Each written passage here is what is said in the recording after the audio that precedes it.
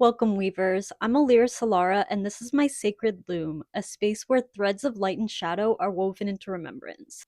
This is part two of my awakening story, and a part that I like to call the Diverger Era.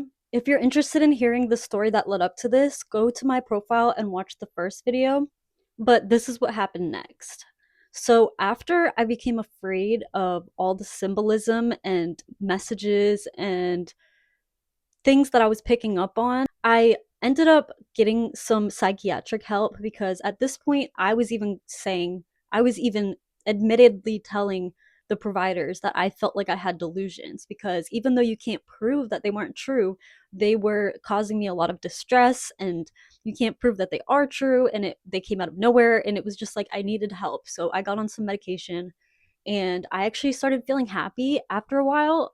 I went to college and I had a really fun time in college and I started finding my niche and I graduated in 2020. So that's when COVID happened. And that's when everything started to go downhill because I was in school for social work and so I got my bachelor's of social work. And I never originally wanted to be like a caseworker with that degree. I was very interested in social justice and like social politics and things, and I wanted to work on policy on the macro level in some way. But I just found that there was not a lot of options with only a bachelor's degree for me to do that.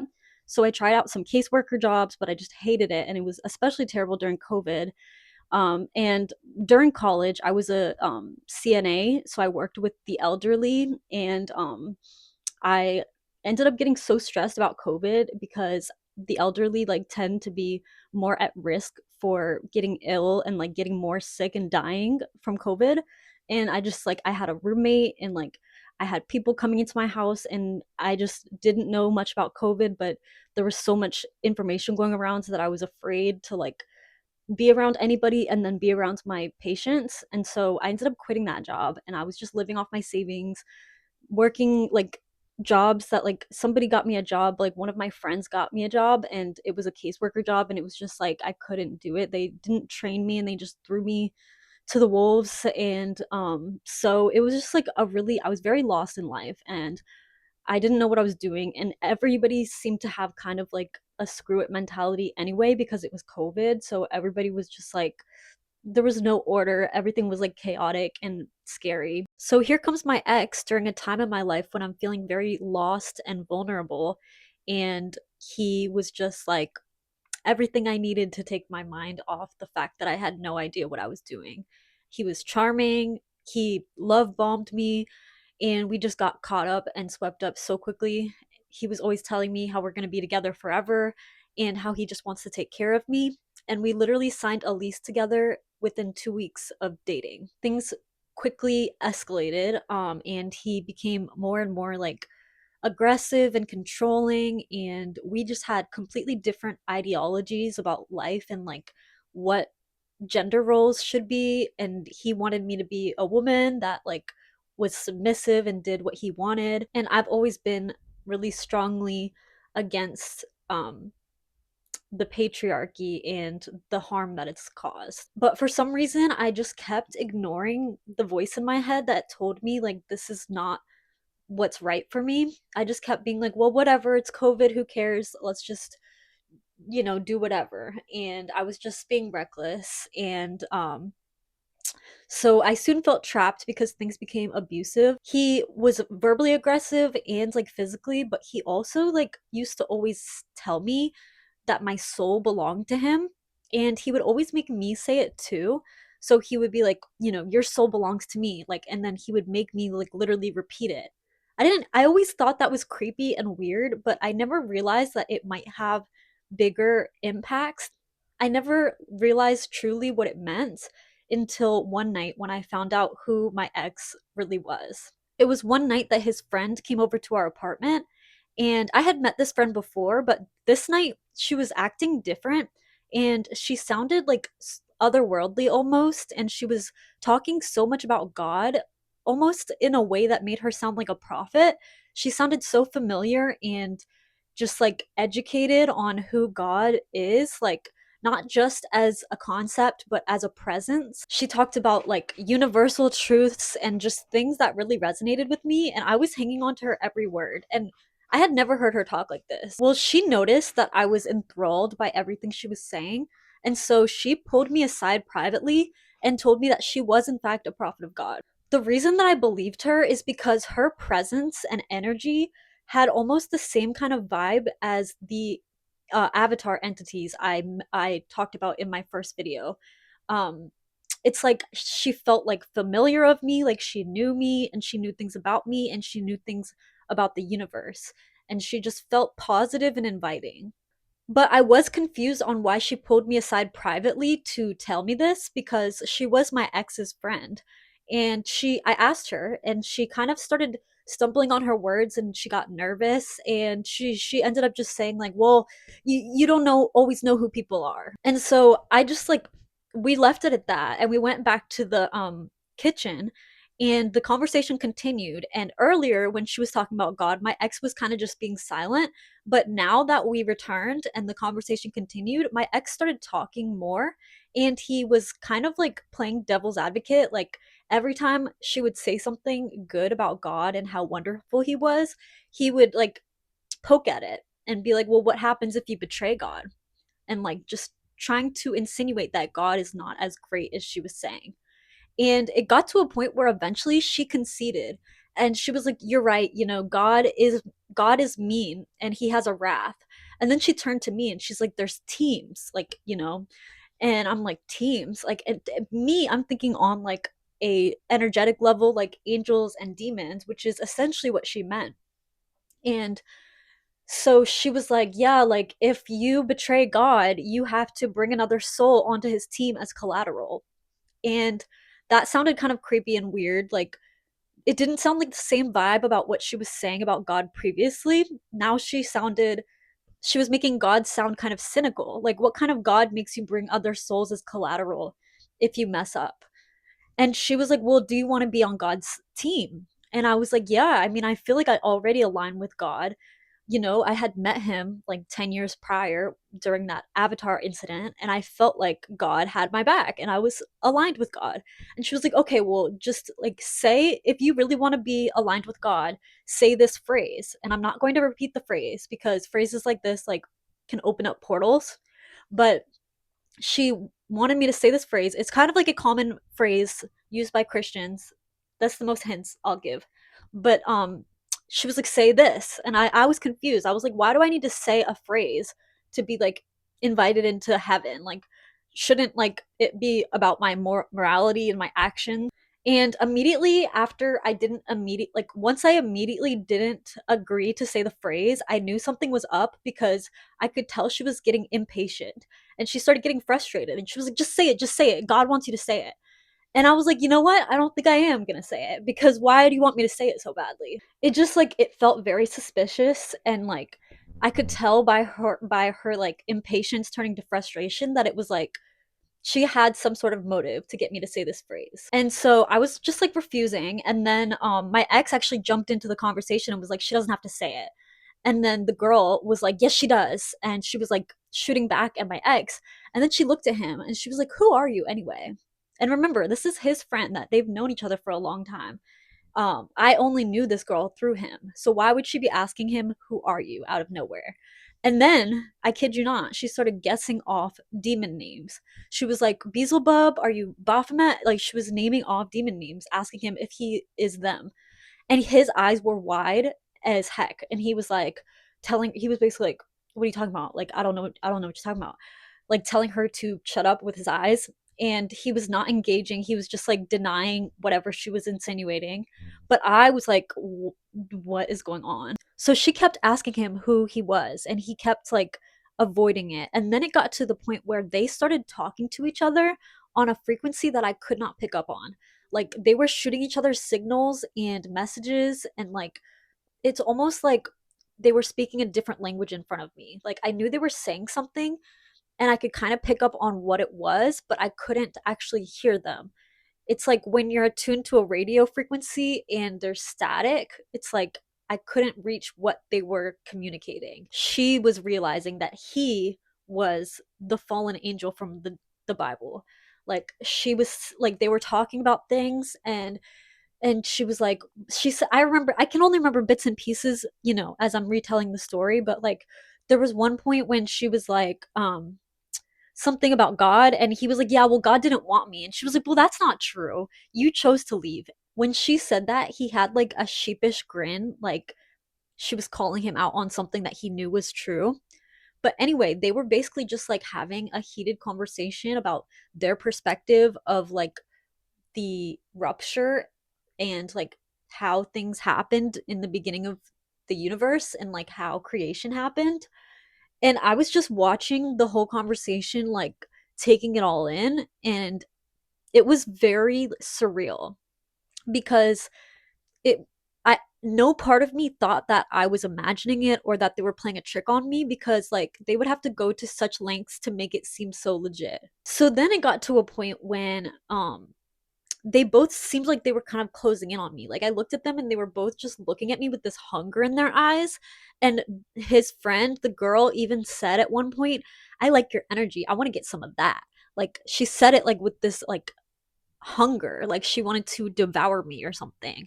And it really freaked me out. And so at that point, I was like, I'm going to go lay down in the bedroom, because remember, we lived together. We signed a lease after 2 weeks. And so I went to go lay down in the bedroom, but I could still kind of hear their voices like muffled through the walls.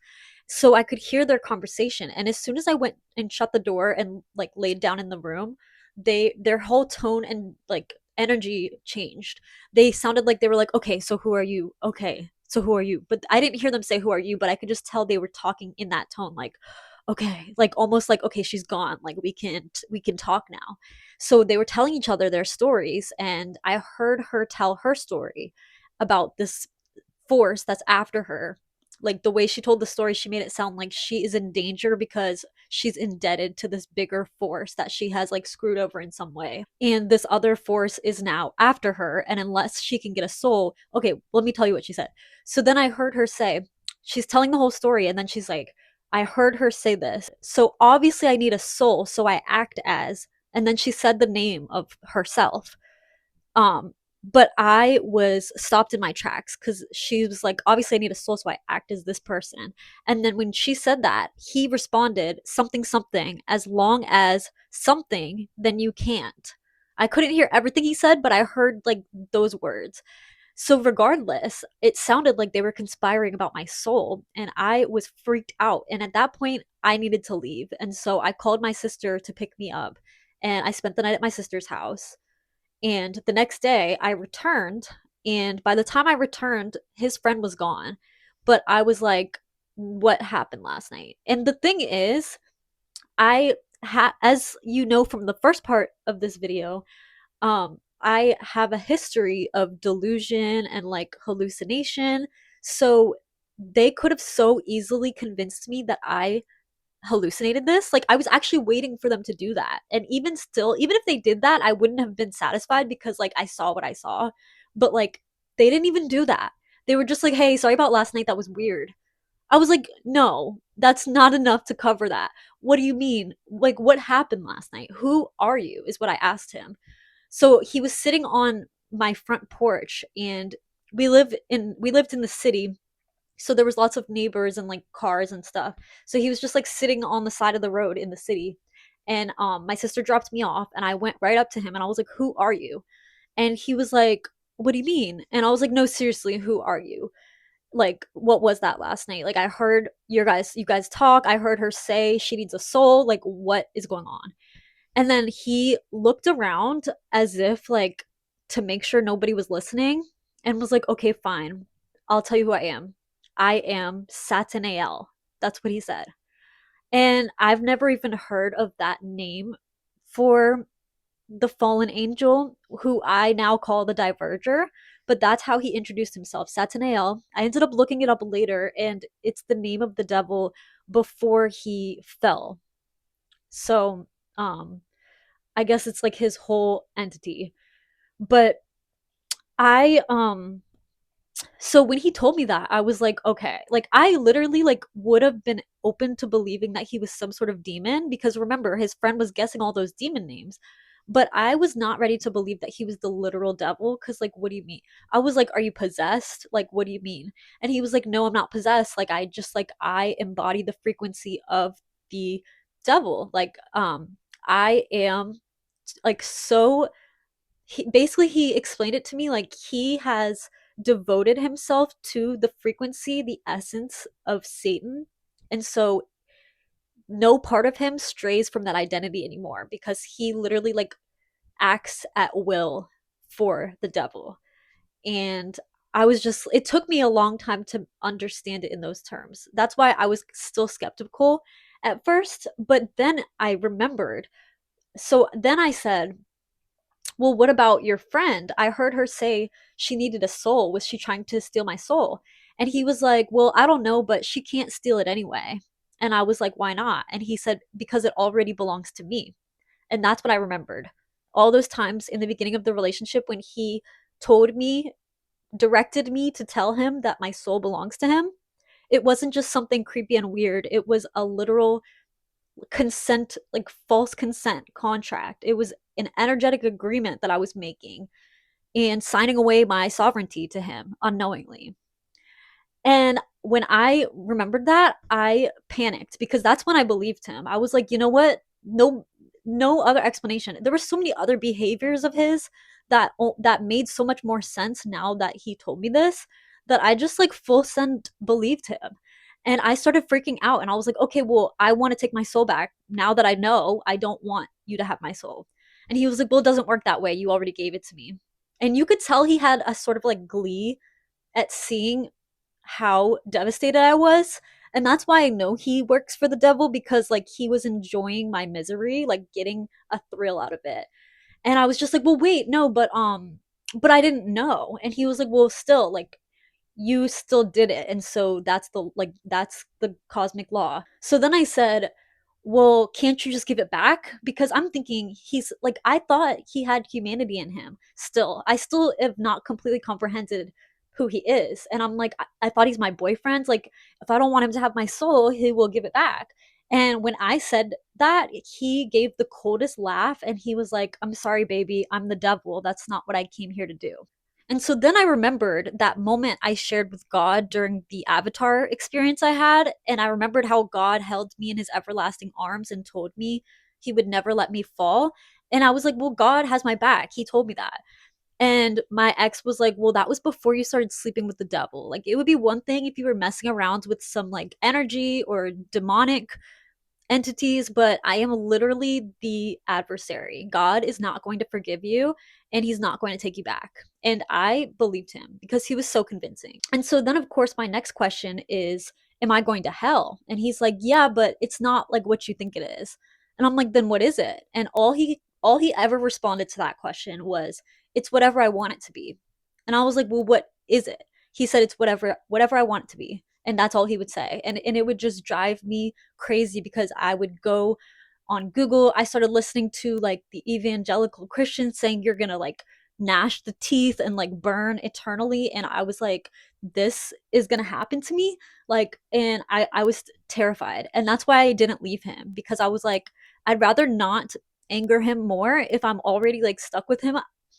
I don't know. He was playing some deep spiritual manipulation on me, and I was vulnerable from the start. But the thing is, I actually learned a lot from him. I learned a lot about, like, cosmic universal law, because he knew so much. And every time I asked him a question, like the first couple weeks after I found out who he was giving me so much, like, juicy information, almost because I guess he was like, the cat's out of the bag, whatever. But I remember even at one point he would, like, be telling me, and he's like, I'm not supposed to be telling you this, and, like, pause a little bit and get nervous. But then, like, he did tell me a lot, and then he started to kind of, like, taper off.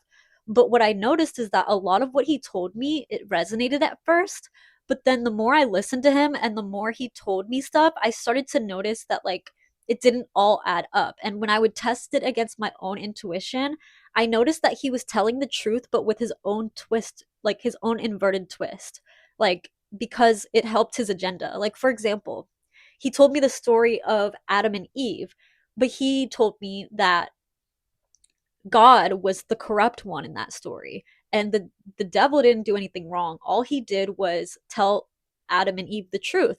Why did God put that tree there if he didn't want them to eat off of it and was going to punish them for it? And like all and the thing that he said about this story that stuck with me is he was like, why do you think they were ashamed to be naked once they realized the truth? I don't know. He definitely had me doubting and questioning God for a long time. But here's what I've found out over time.